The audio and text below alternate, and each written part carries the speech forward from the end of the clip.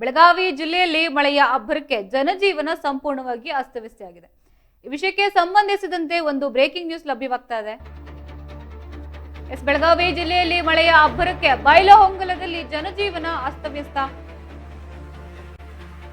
ಕುಲಕರ್ಣಿ ಗಲ್ಲಿ ಹರಳೆಯ ಕಾಲೋನಿಯ ಮನೆಗಳಿಗೆ ನೀರು ನುಗ್ಗಿ ನಿವಾಸಿಗಳ ಸಂಕಷ್ಟ.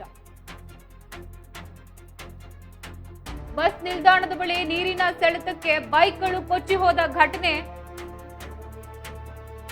ಪ್ರಭುನಗರ ಸಂಪರ್ಕ ರಸ್ತೆಯಲ್ಲಿ ಮರನ ಉರುಳಿ ವಿದ್ಯುತ್ ಕಂಬಕ್ಕೆ ಬಿದ್ದು ಆತಂಕ.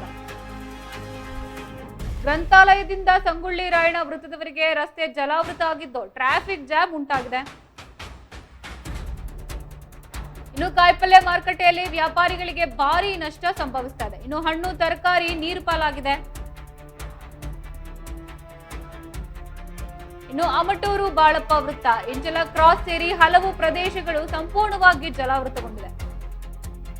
ಇನ್ನು ಬೈಲಹೊಂಗಲ ಮುನವಳ್ಳಿ ರಸ್ತೆಯಲ್ಲಿ ಹಳ್ಳ ತುಂಬಿ ಹರಿದು ವಾಹನ ಸಂಚಾರ ಸಂಪೂರ್ಣವಾಗಿ ಬಂದಾಗಿದೆ.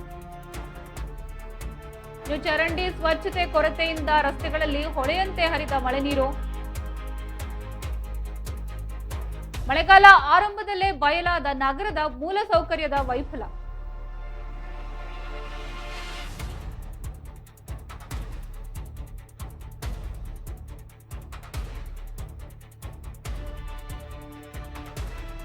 ಗಡಿ ಜಿಲ್ಲೆ ಬೆಳಗಾವಿಯ ಬೈಲಹೊಂಗಲ ನಗರದಲ್ಲಿ ಸೋಮವಾರ ಮಧ್ಯಾಹ್ನ ಏಕಾಏಕಿ ಸುರಿದ ಮೇಘ ಸ್ಫೋಟದಂತಹ ಭೀಕರ ಧಾರಾಕಾರ ಮಳೆಗೆ ಇಡೀ ಜನಜೀವನ ಸಂಪೂರ್ಣವಾಗಿ ನರಕ ಸದೃಶವಾಗಿ ಜಲಾವೃತ ಆಗಿದೆ. ಕೇವಲ ಕೆಲವೇ ನಿಮಿಷಗಳಲ್ಲಿ ಸುರಿದ ಪ್ರಳಯಾಂತಕ ಮಳೆಯ ರಭಸಕ್ಕೆ ನಗರದ ರಸ್ತೆಗಳು ನದಿಗಳಂತೆ ಮಾರ್ಪಟ್ಟಿದ್ರೆ. ವಾರ್ಡ್ ನಂಬರ್ 4 ಕುಲಕರ್ಣಿ ಗಲ್ಲಿ ಹಾಗೂ ಹರಳೆಯ ಕಾಲೋನಿಯ ನೂರಾರು ಮನೆಗಳಿಗೆ ಮಳೆ ನೀರು ನುಗ್ಗಿದೆ. ಇನ್ನು ಗೃಹಿಣಿಯರು ಬಕೆಟ್ ಹಿಡಿದು ನೀರನ್ನ ಹೊರಹಾಕಲು ಹರಸಾಹಸನ ಪಡುವಂತಾಗಿದೆ. ಬಸ್ ನಿಲ್ದಾಣದ ಬಳಿ ನೀರಿನ ಭೀಕರ ಸೆಳೆತಕ್ಕೆ ಸಿಲುಕಿ ಹಲವು ದ್ವಿಚಕ್ರ ವಾಹನಗಳು ರಸ್ತೆಯಲ್ಲಿ ಕೊಚ್ಚಿ ಹೋಗಿದ್ರೆ. ಸೋಮವಾರ ಪೇಟೆಯ ಕಾಯಿಪಲ್ಯ ಮಾರ್ಕೆಟ್ನ ವ್ಯಾಪಾರಿಗಳ ತರಕಾರಿ ಹಣ್ಣುಗಳು ಮಳೆ ನೀರಿನ ತೇಲಿ ಹೋಗಿದೆ. ಇನ್ನು ಬಡ ಅನ್ನದಾತರು ಕಣ್ಣೀರು ಹಾಕ್ತಾ ಇದ್ರೆ. ಇತ್ತ ಬೈಲಹೊಂಗಲ ಮುನವಳ್ಳಿ ರಸ್ತೆಯ ಹೊಸೂರು ಸಮೀಪ ಹಳ್ಳ ತುಂಬಿ ಹರಿದ ಪರಿಣಾಮ ಇಡೀ ರಸ್ತೆ ಸಂಪೂರ್ಣವಾಗಿ ಬಂದ್ ಆಗಿದೆ. ಕಸದಿಂದ ಮುಚ್ಚಿ ಹೋಗಿರೋ ಚರಂಡಿಗಳೇ ಈ ಮಹಾ ಜಲಪ್ರಳಯಕ್ಕೆ ನೇರ ಕಾರಣವಾಗಿದ್ದು, ಮಳೆಗಾಲದ ಆರಂಭದಲ್ಲೇ ಮುನ್ನೆಚ್ಚರಿಕೆ ವಹಿಸಿದ ಅಧಿಕಾರಿಗಳ ವಿರುದ್ಧ ಸಾರ್ವಜನಿಕರು ಉಗ್ರ ಆಕ್ರೋಶವನ್ನ ಹೊರಹಾಕಿದ್ದಾರೆ.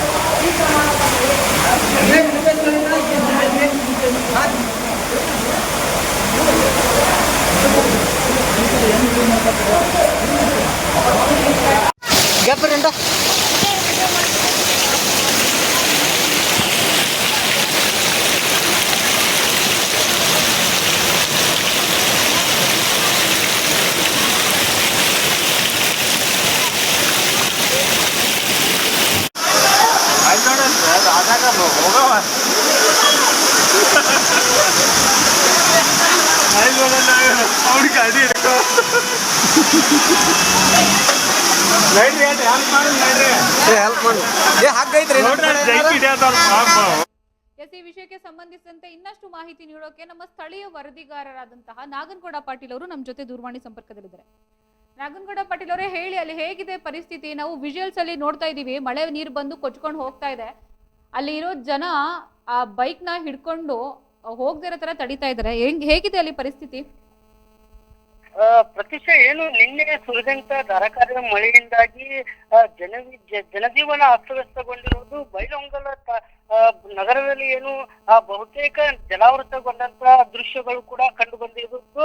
ಅದರ ಜೊತೆಗೆ ಏನು ಕೆಲವೊಂದಷ್ಟು ಅವೈಜ್ಞಾನಿಕ ಕಾಮಗಾರಿಯಿಂದ ಈ ತರದಂತ ಘಟನೆಗಳು ಸಂಭವಿಸ್ತಾ ಇದ್ರು ಕೂಡ ಪ್ರತಿ ವರ್ಷ ಕೂಡ ಇದೇ ರೀತಿ ಪರಿಸ್ಥಿತಿ ಕೂಡ ನಿರ್ಮಾಣ ಆದ್ರೂ ಕೂಡ ಅಲ್ಲಿ ಜನಪ್ರತಿನಿಧಿ ಆಗ್ಲಿ ಅಧಿಕಾರಿಗಳಾಗ್ಲಿ ಯಾರು ಕೂಡ ಇದುವರೆಗೂ ಕ್ರಮ ವಹಿಸ್ತಿಲ್ಲ ಅನ್ನುವಂತ ಕೂಡ ಜನರು ಆರೋಪವನ್ನ ಮಾಡ್ತಾ ಇರುವಂತದ್ದು. ಪೂರಕವಾಗಿ ಸಂಬಂಧಿಸಿದ ಏನು ಅಲ್ಲಿ ಬೈಲಹೊಂಗಲ ನಗರದಲ್ಲಿ ಕೆಲವೊಂದಷ್ಟು ಕಾಮಗಾರಿಗಳ ಬಗ್ಗೆ ಪರಿಶೀಲನೆ ಮಾಡಿ ತುರ್ತಾಗಿ ಕ್ರಮವನ್ನ ವಹಿಸಬೇಕಾಗಿತ್ತು. ಈ ಮಳೆ ಬರೋಕ್ಕಿಂತ ಮುಂಚೆನೆ ಕೆಲವೊಂದಷ್ಟು ಚರಂಡಿಗಳ ಸ್ವಚ್ಛತೆ ಆಗಿರ್ಬೋದು, ಇನ್ನುಳಿದ ಕಾಮಗಾರಿಗಳನ್ನ ಮಾಡಿ ಮಳೆಗೆ ಸಿದ್ಧತೆಗಳನ್ನ ಮಾಡಿಕೊಂಡು ಇರ್ಬೇಕಾಗತ್ತೆ. ಇದೆಲ್ಲ ಕೂಡ ಅಧಿಕಾರಿಗಳು ಮಾಡಿಲ್ಲ ಅನ್ನುವಂತ ಕೂಡ ಪೂರಕ ಏನು ಆರೋಪವನ್ನ ಈಗ ಸ್ಥಳೀಯರು ಮಾಡ್ತಾ ಇರುವಂತದ್ದು. ಈಗ ನಾವು ವಿಜುವಲ್ಸ್ ಅಲ್ಲಿ ನೋಡ್ತಾ ಇದ್ದೀವಿ, ಅಲ್ಲಿ ಮಳೆ ನೀರು ಕೊಚ್ಕೊಂಡು ಹೋಗ್ತಾ ಇರೋದಕ್ಕೆ ತರಕಾರಿ ಹಣ್ಣು ಎಲ್ಲ ಹೋಗ್ತಾ ಇದೆ. ಅಲ್ಲಿ ಬರೀ ಮಳೆ ನೀರೇ ಹೋಗ್ತಾ ಇರಲ್ಲ, ಚರಂಡಿ ನೀರು ಹೋಗ್ತಾ ಇರುತ್ತೆ. ಅಧಿಕಾರಿಗಳು ಇದ್ರ ಬಗ್ಗೆ ಇನ್ನಷ್ಟು ಬೇಗ ಕ್ರಮ ಕೈಗೊಂಡ್ರೆ ಒಳ್ಳೇದು ಅಂತ ಅನ್ಕೊಂತೀನಿ. ಈಗ ಪ್ರತಿಷ್ಠ ಏನು ಅಂತಂದ್ರೆ ಬೈಲಹೊಂಗಲ ಸಂಪೂರ್ಣವಾಗಿ ಜಲಾವೃತಗೊಂಡಂತ ನೀರಿನ ರಭಸಕ್ಕೆ ಬೈಕ್ ಆಗಿರ್ಬೋದು, ಗಿಡದ ಕೊಂಬೆಗಳಾಗಿರ್ಬೋದು, ಇನ್ನು ಉಳಿದಂತೆ ಎಲ್ಲ ಬೈಕು, ಕಾರು, ಆಟೋದಲ್ಲಿ ಕೂಡ ಮನೆಗಳಲ್ಲಿ ನೀರು ನುಗ್ಗಿ ಪರಿಸ್ಥಿತಿ ತೀವ್ರ ಹದಗೆಟ್ಟಿರುವಂತದ್ದು. ಜನರ ಪರಿಸ್ಥಿತಿ ಕೂಡ ಅದೇ ಮಟ್ಟದಲ್ಲಿ ಹದಗೆಟ್ಟಿರುವಂತದ್ದು. ಇದನ್ನೆಲ್ಲ ನೋಡೋದಾದ್ರೆ ಅಧಿಕಾರಿಗಳು ತೀವ್ರಗತಿಯಲ್ಲಿ ಸ್ಥಳಗಳನ್ನ ಪರಿಶೀಲನೆ ಮಾಡಿ ಇಂಜಿನಿಯರ್ ಮುಖಾಂತರ ಅಥವಾ ಸ್ಥಳೀಯ ಅಧಿಕಾರಿಗಳು ಎಚ್ಚೆತ್ತುಕೊಂಡಿದ್ರೆ ಇಂಥ ಪರಿಸ್ಥಿತಿ ಬರ್ತಿರ್ಲಿಲ್ಲ ಅನ್ನೋದು ಕೂಡ ಸ್ಥಳೀಯರ ವಾದ ಆಗಿದೆ. ಏನ್ ಹೇಳ್ತಾರೆ ಇದ್ರ ಬಗ್ಗೆ? ಅಧಿಕಾರಿಗಳು ಬಂದು ಏನಾದ್ರು ನೋಡ್ಕೊಂಡು ಏನಾದ್ರು ಹೋದ್ರ? ಅಧಿಕಾರಿಗಳು ಭೇಟಿಯನ್ನ ಕೊಡ್ತಾರೆ, ಯಾವುದೇ ಕೂಡ ಪರಿಹಾರವನ್ನ ಮಾಡ್ತಾ ಇಲ್ಲ ಅನ್ನೋದು ಕೂಡ ಈ ಸ್ಥಳೀಯರು ಹೇಳ್ತಾ ಇರುವಂತದ್ದು.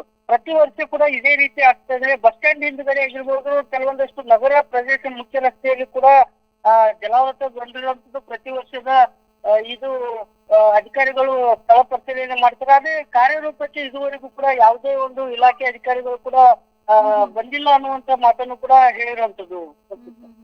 ಧನ್ಯವಾದಗಳು ತಮ್ಮೆಲ್ಲ ಮಾಹಿತಿಗೆ.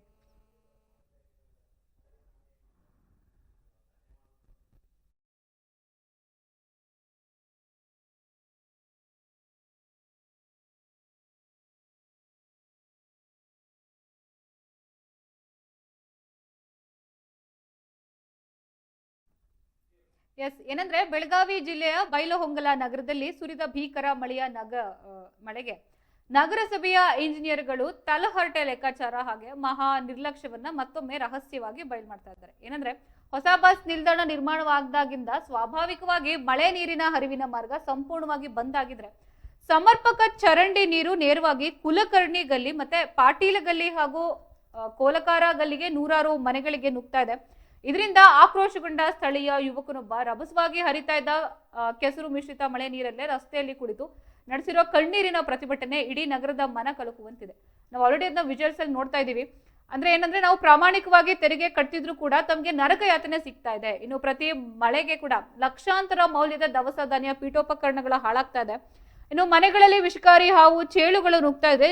ಜೀವ ಭಯದಲ್ಲಿ ರಾತ್ರಿ ಇಡೀ ಜಾಗರಣೆ ಮಾಡುವಂತಾಗಿದೆ ಎಂದು ನಿವಾಸಿಗಳು ತಮ್ಮ ಏಡೆನ್ಸ್ ನ್ಯೂಸ್ ಕ್ಯಾಮ್ರಾ ಮುಂದೆ ಕಣ್ಣೀರನ್ನ ಹಾಕ್ತಾ ಇದ್ರು. ಇನ್ನು ವೇಳೆ ಬಂದು ಭರವಸೆ ನೀಡುವ ಜನಪ್ರತಿನಿಧಿಗಳು ಮಳೆ ನಿಂತ ತಕ್ಷಣ ಗಾಯದ ಮೇಲೆ ಉಪ್ಪು ಸವರದಂತೆ ಗೂಡು ಸೇರ್ಕೋತಾರೆ ಅಂತ ಜನರು ಆಕ್ರೋಶವನ್ನ ಹೊರಹಾಕ್ತಾ ಇದ್ದಾರೆ. ಇನ್ನಾದ್ರೂ ಅಧಿಕಾರಿಗಳು ಎಚ್ಚೆತ್ತುಕೊಂಡು ಶಾಶ್ವತ ರಾಜಕಾಲುವೆ ನಿರ್ಮಿಸಿದ್ರೆ ಉಗ್ರ ಹೋರಾಟ ನಡೆಸೋದಾಗಿ ಎಚ್ಚರಿಕೆಯನ್ನ ನೀಡಿದ್ದಾರೆ.